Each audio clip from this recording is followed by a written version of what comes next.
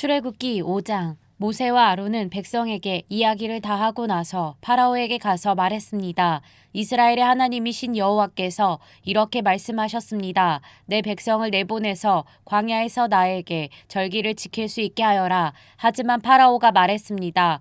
여호와가 누구냐? 여호와가 누구길래 내가 그의 말을 듣고 이스라엘 백성을 내보내야 하느냐? 나는 여호와를 알지 못한다. 나는 이스라엘 백성을 보낼 수 없다. 그러자 모세와 아론이 말했습니다. 히브리 사람들의 하나님께서 우리에게 나타나셨습니다. 그러니 우리를 3일 길쯤 광야로 나가게 해주십시오. 그곳에서 우리의 하나님이신 여호와께 제사를 드리겠습니다. 그렇게 하지 않으면 여호와께서 우리를 병으로 죽게 하시거나 칼로 치실 것입니다. 그러나 이집트 왕이 모세와 아론에게 말했습니다.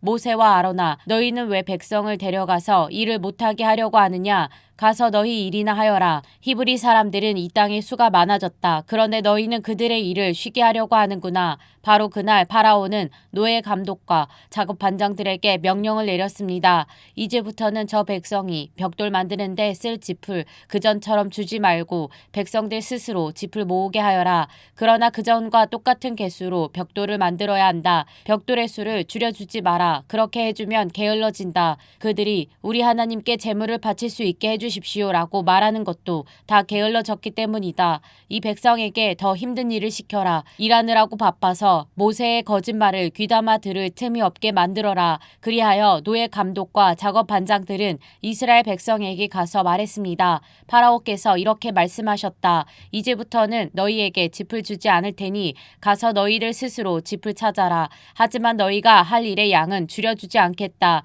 그리하여 백성들은 이집트 땅 사방으로 흩어져서 짚으로 쓸 마른 줄기를 찾아다녔습니다. 노예 감독들은 너희는 짚을 받았을 때와 똑같이 당일의 벽돌수를 채워야 한다라고 말하면서 계속해서 백성들을 몰아붙였습니다. 파라오의 노예 감독들은 이스라엘 사람들 중에서 작업 반장을 뽑았습니다. 노예 감독들은 그들에게 백성들이 하는 일에 대한 책임을 맡겼습니다. 노예 감독들은 작업 반장들을 때리면서 어찌하여 어제도 오늘도 이전처럼 벽돌 만드는 책임량을 채우지 못하느냐 하고 다그쳤습니다. 그러자 이스라엘의 작업 반장들이 파라오에게 나아가서 부르짖었습니다. 왕께서는 어찌하여 왕의 종들에게 이렇게 하십니까? 어찌하여 짚도 주지 않으면서 벽돌을 만들라고 하십니까? 보십시오. 왕의 종들은 얻어맞고 있습니다. 그러나 잘못은 왕의 백성에게 있습니다. 파라오가 대답했습니다. 너희들은 게으르다. 정말 게으르다. 너희가 일하기 싫으니까 이곳을 떠나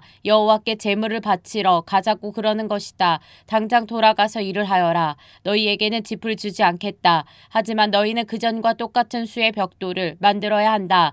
이스라엘의 작업 반장들은 매일 그전과 똑같은 수의 벽돌을 만들어야 한다는 말을 듣고 이제 큰일 났구나 하고 생각했습니다. 그들은 파라오를 만나고 돌아가는 길에 모세와 아론을 만났습니다. 모세와 아론은 그들을 기다리고 있었습니다.